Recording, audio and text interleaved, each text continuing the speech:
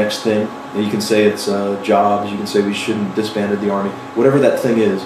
Once that wasn't provided, it was just sort of preordained that the Sunnis were going to fight us, in my opinion now. I didn't have that opinion 3 years ago. And so all of these painful things we went through in Al-Qaim, and even the First Ramadi, I think they're valuable to study, but it's not like anything was Colonel Lopez's fault, or anything was Colonel Turner's fault, or my fault, or whatever. Certainly not a sergeant's fault, and I'm afraid the lance corporals think that. They just needed to fight us for a while. And the challenge is, when they were done fighting us, are we ready on that day to seize? Can we perceive the environment has changed, and can we seize the initiative? And that's very much fourth generation. In order to be able to do those things, the qualities you need are fourth generation qualities, which I'll detail here in a minute. The third point, or my last point on the overview, is a simplistic sounding statement.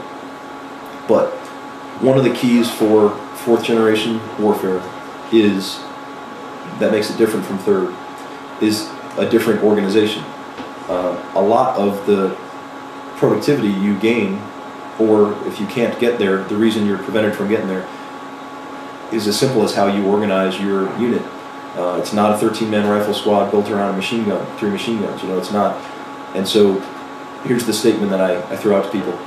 If you're good, and of course I'm trying to throw the gauntlet down, right? If you're talented, and you put yourself into an environment here, a system, and you start acting within that system, and if you're good, you're going to change the system. You're going to adapt it, you're going to change it, maybe not to suit you, that's a selfish way of looking at it, but you're going to affect the system.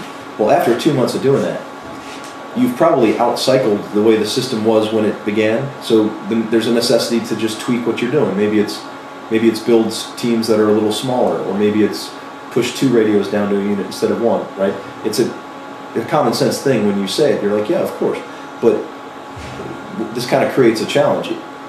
If you don't reorganize, I'm saying you're screwing up and you don't even realize it. Now, how you reorganize, that's the stuff of debates, but in a simplistic sense, a lot of what I think you're going to see in how Lima succeeded, to the extent they succeeded, has to do a lot with just straight out organization. So let me give you some examples of that. In fact, let's talk about Sergeant Mejia. He was the ultimate OIF-1 Marine, PFC. He was in the back of an Amtrak. Now, I was not here yet, so this is secondhand, but in the back of a Amtrak, he's there for 18 hours at a time. The door drops down, he rushes out. Same thing with Milinkovic, he was in PFC. They get to Karbala, and the challenges of Karbala are obviously different than the challenges of the invasion, right? The fact that Milinkovic starts to excel in Karbala, and Mejia as well, that's the first indicator that success, for example, isn't rank dependent, right? Those guys are excelling in that environment because their intellect, their creativity, etc. They go to Al-Qaim now, and they're still in the old model. Like, yes, they're creative, but they're still, Milinkovic's a squad leader, Mejia's a squad leader, right? They excel, but they felt frustration. They felt bitterness. And it's because they could tell in their heads what they're doing isn't working, but they hadn't yet developed to the point where they knew what to do instead. So this is a very bitter period in Lima history. A lot of accusations up and down the chain of command, especially beyond Colonel Lopez. People loved Colonel Lopez, but it's so easy beyond him to say, like, oh, the generals are all messed up.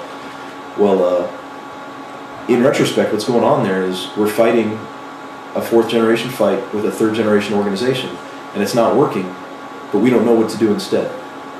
So now we come back, and here's a very simple answer to the organization thing.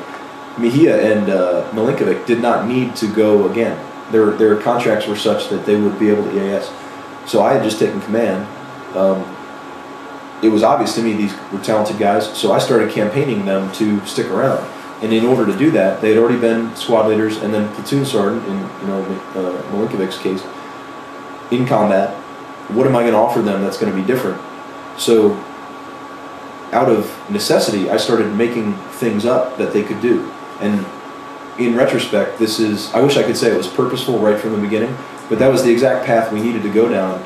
We needed to do purposeful, creative reorganization of jobs, except I was doing it to entice them. in order to succeed in the fight, right?